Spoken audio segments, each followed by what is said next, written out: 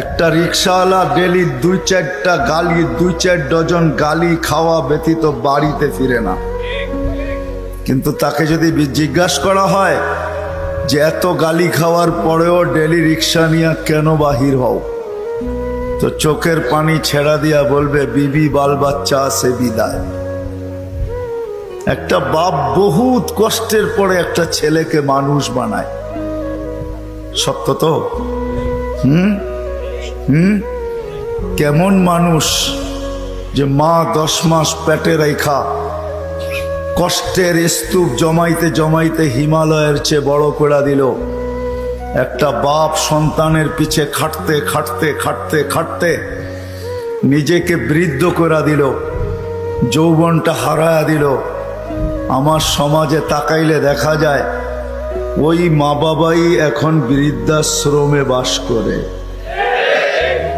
বলেন এটা কেমন মানুষ? কেমন মানুষ?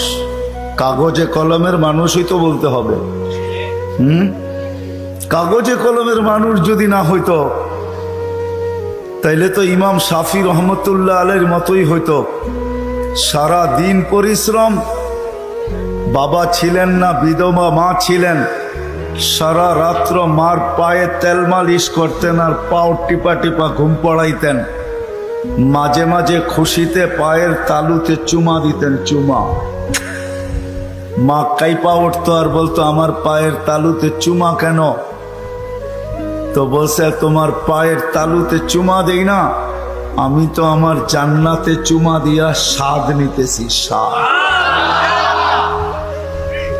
তাইলে সন্তান এমন মানুষ হতো।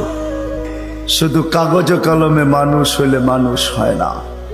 যদি হইতো তাহলে 2টা চিত্র দেখাইছিলাম যে মা বাবা এত কষ্ট করার পরেও সন্তান কোনোদিন বৃদ্ধাশ্রমে রেখা আসতো না।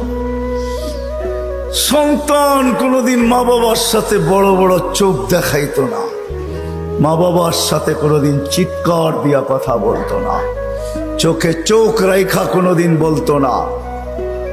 যদি কাগজে কলমের মানুষই মানুষ হতো। না না, কাগজ কলমের মানুষ মানুষ হয় না, নিজেকে মানুষের মতো মানুষ বানাইতে হয়। মানুষের মতো মানুষ বানাইতে হয়। এই জন্যই প্রত্যেক ব্যক্তি নিজেকে মানুষের মতো মানুষ বানাইতে পারে। আপনি বলবেন 100টা দিয়া কি করে বানাবো, সুযোগই বা কোথায়? এই জন্যই মনে হয় আল্লাহ ভালোবাসার বশীভূত হয়ে ভালোবাসায়, এটাও ভালোবাসার নিদর্শন। আল্লাহ ভালোবাসা বলতেছে 100টা দ্বারা তুই মানুষ হইতে পারবি না। হায় হায়, ভালো যখন বাইসাই ফেললাম তাহলে 100টা আর তোর থেকে রাখবো তো রাখবো কেন? তো আল্লাহ একটার ভিতরে 100টা ঢুকায়া দিয়া বলতেছে ইন সালুহাত সালুহা সাইরুল আমাল, আমাকে শুধু নামাজ ওকে কইরা দে, তোর জীবন ওকে আমি লেখা দিব। নামাজ কমপ্লিট কইরা দে, ওর জীবন ওকে কমপ্লিট লেখা দিব। নামাজ পূর্ণ, জীবন পূর্ণ লেখা দিব। এই জন্যই তো আমি বলি এই উম্মত যদি কিছুই না করতো, আজান হওয়ার সাথে সাথে যদি শ্যামবাজারের রোডে চাটাই বিছানো হয়ে যেত, যে চটপট নামাজ তারপরে ব্যবসা, প্রত্যেকটা মার্কেটে যদি এরকম হইতো। তবে আমি একটা দেশ দেখা আসছি জীবনে, আমি ওই দেশে 6 বার গেছি, 6 বার। আমি চিনি ওই দেশ, আমি দেখা আসছি। দেখা কথা বলতেছি, শোনা কথা না। আমি দেখছি যখন আজান হয় তো বাজারের গলিগুলার ভিতরে প্রত্যেক দোকানদার নিজের চাটাই বিছাইতে থাকে, প্লাস্টিকের চাটাই বিছাইতে থাকে, আর সবাই একজন আরেকজনকে ডাকতে থাকে, চলো জলদি নামাজ তারপর বাজার, চলো জলদি নামাজ তারপর বাজার। আমার দেশটাও যদি এরকম হইতো, আমার দেশটাও যদি কমসে কম এতটুকু হইতো যে আজান যে যেখানে ওইখানেই দাঁড়ায় গেছে। হ্যাঁ, এই শরীরটা কার? কার? বাপ দেখা চলেন, ঠিক না? রাগ হেন না আমার কথায়। বাপ দেখা বলেন ডিউটি করি, ডিউটি, ঠিক না?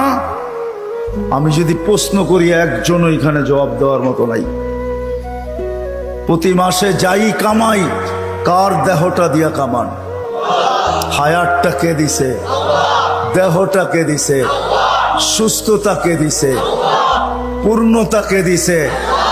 কামানের মতো যোগ্যতা আপনার ভিতরে কে দিছে? একজন এই পুরা এলাকায় নাই।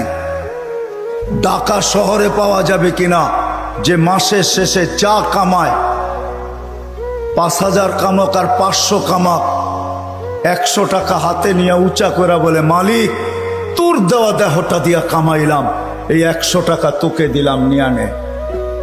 একজন ওইখানে নেই।